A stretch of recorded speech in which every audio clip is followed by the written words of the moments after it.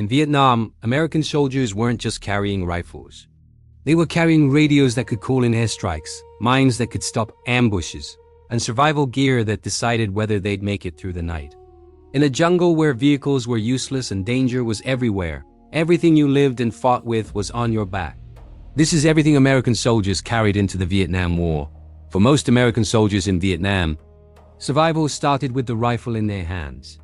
And the most common was the M16A1. This became the signature rifle of the war because it was light, fast handling, and perfect for jungle patrols where you were moving all day. The big advantage was you could carry more ammo and stay quick in thick brush. The big disadvantage was early reliability problems. So some soldiers learned the hard way that a jam at close range could be deadly. Early in the war, many troops still carried the M14 because it hit harder and reached farther than the M16, which mattered in open areas or across rice paddies. Its advantage was power and accuracy, especially in the hands of a good marksman. Its disadvantage was weight and recoil, and in dense jungle, it could feel like carrying a long, heavy pole that was slow to swing onto target. The M60 machine gun was the squad's anchor, the weapon that could pin down an entire tree line when contact exploded out of nowhere. Its advantage was sustained fire that could save a patrol during an ambush and protect a withdrawal. Its disadvantage was that it was heavy and ammo-hungry, so the gunner and assistant were always exhausted before the fight even started. The Ithaca Model 37 was a point man's close-range solution. Brutal in tight trails and sudden encounters where targets appeared at just a few meters. Its advantage was fast, decisive stopping power in thick vegetation. Its disadvantage was limited range and capacity, so if a fight stretched out or lasted long, the shotgunner had to rely on teammates. The Remington 870 was trusted because it was simple, rugged, and easy to run under stress, even when everything was wet and filthy. Its advantage was reliability and close-quarters effectiveness for patrol leaders and point men. Its disadvantage was the same as most shotguns: you had to get close. And reloading under pressure could be slow. The Winchester Model 12 had a strong reputation and was valued for smooth pumping and dependable performance in harsh conditions. Its advantage was a solid, proven design that could deliver fast follow-up shots at close range. Its disadvantage was that it was still a close-range tool in a war where an ambush could turn into a longer firefight in seconds. The Stevens Model 77E was one of the shotguns used for jungle patrol work, especially when units wanted a simple weapon for point men and guard roles. Its advantage was straightforward close-range power and intimidation in sudden contact. Its disadvantage was limited reach and capacity, meaning it was strongest in the first seconds of a fight, not the last minutes. The CAR-15 XM177 was popular with reconnaissance and special units because a shorter weapon mattered when you were climbing in and out of helicopters or moving silently through brush. Its advantage was maneuverability, and it could be brought on target quickly in tight spaces. Its disadvantage was that shorter barrels are louder and harsher to shoot, and it could feel less stable at distance than a full-length rifle. The M1 carbine showed up in some rear area roles and advisory contexts because it was light and easy to carry all day. Its advantage was weight, especially for people who already had radios or other equipment to haul. Its disadvantage was stopping power compared to the main rifles, which mattered when fights turned close and chaotic. The Bar M191882 was an older automatic rifle that could still appear in limited early war situations, delivering hard-hitting automatic fire from a previous generation of warfare. Its advantage was serious firepower that could dominate a small area when used well. Its disadvantage was weight and bulk, which punished anyone trying to move fast through Vietnam's heat and terrain. Secondary weapons and firepower asterisk. First up, the M79 grenade launcher. This was the soldier who could drop explosives exactly where rifles could not reach, into bunkers, behind trees, and over small hills. Its advantage was precision explosive fire in tight jungle fighting. Its disadvantage was that the grenadier only had a single shot before reloading, so timing mattered. Next, the XM148, early XM203 underbarrel launcher. This put grenade fire directly on the rifle, letting soldiers switch between bullets and explosives instantly. The advantage was flexibility in sudden ambushes.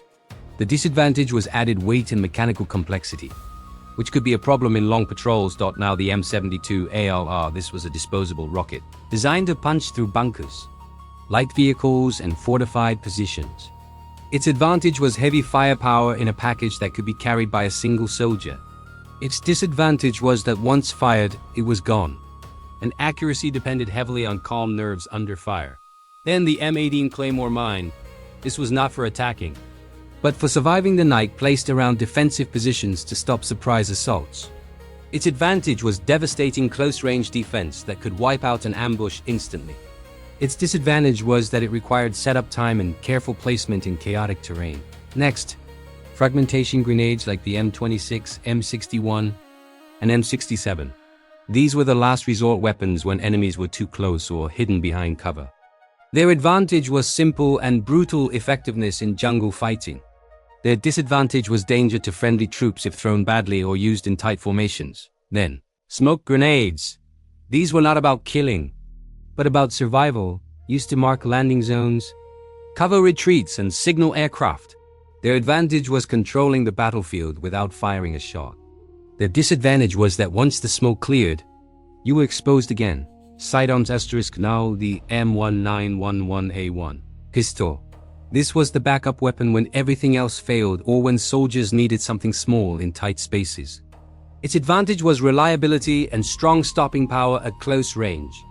Its disadvantage was limited range and capacity compared to rifles. Next, the Smith & Wesson .38 revolver, often carried by officers and support troops. It was simple and dependable with minimal maintenance needs. Its advantage was mechanical reliability. Its disadvantage was slow reloads and low firepower in real firefights. Submachine guns and special weapons asterisk, then the M3A1 grease gun. Cheap, slow firing, and surprisingly controllable. It was often used by support troops and special units. Its advantage was simplicity and durability. Its disadvantage was short effective range and slower response compared to modern rifles. Next, the Swedish K. Smith & Wesson M76, favored by special units for reliability and controllability, especially in wet jungle conditions. Its advantage was excellent performance in close-range jungle fighting. Its disadvantage was limited range and less penetration than rifle rounds. Then the Stoner 63. This was a modular weapon that could act as both rifle and machine gun depending on configuration. Its advantage was flexibility and high firepower for small teams. Its disadvantage was that parts and maintenance were complicated in field conditions. And finally, the crossbow used by some early special forces teams. It was silent and useful for traps and psychological warfare rather than open combat. Its advantage was stealth. Its disadvantage was extremely limited combat usefulness once real fighting started. Uniform and survival gear first. The M1 helmet with Vietnam camouflage cover. This was the most basic form of protection against shrapnel and falling debris, not direct rifle fire. Its advantage was saving lives from explosions and flying fragments. Its disadvantage was that it added weight and heat, and in the jungle comfort was never guaranteed. Next, the Flak VE STM 1952 and M69. These vests were designed to stop shrapnel. Not bullets, but that still mattered in artillery and mortar-heavy combat. Their advantage was reducing deadly fragmentation wounds. Their disadvantage was heat and restricted movement during long patrols. Then the Jungle Fatigues OG 107. These uniforms were lighter and dried faster than earlier field gear, helping soldiers survive constant rain and sweat. Their advantage was comfort and mobility in hot climates. Their disadvantage was that thin fabric tore easily on sharp vegetation. Now the jungle boots with drainage eyelets. These boots were made to let water escape after river crossings and heavy rain. Their advantage was reducing foot rot and infections. Their disadvantage was that they still stayed wet most of the time, and blisters were common on long marshes. Next, the canteens with covers. Water was life in the heat, and dehydration could be as dangerous as enemy fire. Their advantage was keeping soldiers moving in brutal temperatures. Their disadvantage was that you never had enough, and resupply was not always guaranteed. Then the C-Rations and LRRP ration packs. These were carried for days in the jungle, providing calories when no resupply was possible. Their advantage was long shelf life and easy transport. Their disadvantage was poor taste and limited nutrition for long-term operations. After that, the poncho and poncho liner. This was shelter, rain gear, and sometimes bedding all in one piece of equipment. Its advantage was versatility in storms and overnight positions. Its disadvantage was limited protection against insects and cold in higher elevations. Finally, the first aid bandage pouch. This small pouch often carried the tools that stopped bleeding long enough for evacuation. Its advantage was immediate life-saving treatment on the battlefield. Its disadvantage was that in heavy fighting, supplies could run out very fast. Radios and fire support first. The PRC-25 Manpack Radio. This heavy backpack radio turned small patrols into forces that could summon massive firepower in minutes. Its advantage was direct communication with helicopters and artillery units. Its disadvantage was weight, limited battery life, and the fact that radio operators became high-value targets once shooting started. Next, the field telephone used in more static positions and base defenses. This allowed reliable communication without radio interference or enemy interception. Its advantage was clear, secure communication along defensive lines. Its disadvantage was that it only worked where wires could be laid, which was impossible during mobile jungle patrols. Now, artillery fire missions. Soldiers with the right radio contact could bring down explosive barrages on enemy positions they could not even see. The advantage was overwhelming firepower that could break assaults and clear escape routes. The disadvantage was danger to friendly troops if coordinates were wrong or fighting became too close. Then, close air support from helicopters and jets. Aircraft could strike enemy troops, supply routes, and hidden bunkers in minutes after a call went out. The advantage was speed and devastating impact. The disadvantage was dependent on weather, visibility, and communication that could fail at the worst moment. In Vietnam, this meant one soldier with a radio could control more firepower than entire units in earlier wars. But it also meant survival depended on batteries, antennas, and clear signals as much as bullets and armor, unit loadout differences, and specialized teams. First, the regular infantry squad. These soldiers carried standard rifles like the M16A1, supported by a M60 machine gun and a grenadier with the M79 grenade launcher. Their advantage was balanced firepower and numbers for patrols and defensive positions. Their disadvantage was that heavy loads and long movements in jungle heat quickly drained strength before battles even began. Next, airborne and air assault troops. These units relied on helicopters to insert directly into combat zones. So weapons like the Kar-15 XM177 and lighter gear were favored for fast movement after landing. Their advantage was speed and surprise during insertions. Their disadvantage was vulnerability during landing and extraction when enemy fire was most dangerous. Then, special forces and long-range recon patrol teams.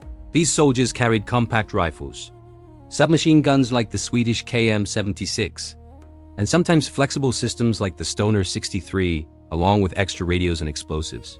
Their advantage was stealth, firepower, and the ability to operate deep behind enemy lines. Their disadvantage was isolation, because if something went wrong, rescue could be hours or days away. Finally, support and base security units. These troops often carried lighter weapons like the M1 carbine, pistols and shotguns for guard duty and convoy protection. Their advantage was mobility and lower equipment weight. Their disadvantage was less firepower if attacks escalated into major assaults. Across all these units, what soldiers carried was never random. Every mission changed the balance between speed, firepower, and survival. In Vietnam, American soldiers did not just carry weapons. They carried everything they needed to fight, survive, communicate, and call in destruction from the sky. From rifles and machine guns to radios, mines, and survival gear, every piece of equipment was a balance between weight and survival. They were not just infantry. They were walking arsenals moving through one of the harshest battlefields in modern warfare, where the jungle was as dangerous as the enemy and every patrol could turn into a fight for survival. And this is only half the story, because the real power behind these soldiers came from the machines supporting them, the helicopters, the gunships, and the aircraft that turned jungle patrols into full-scale battlefield operations. If you want to see exactly how US forces dominated the skies in Vietnam and what aircraft kept these soldiers alive, make sure you are subscribed, because that breakdown is coming next.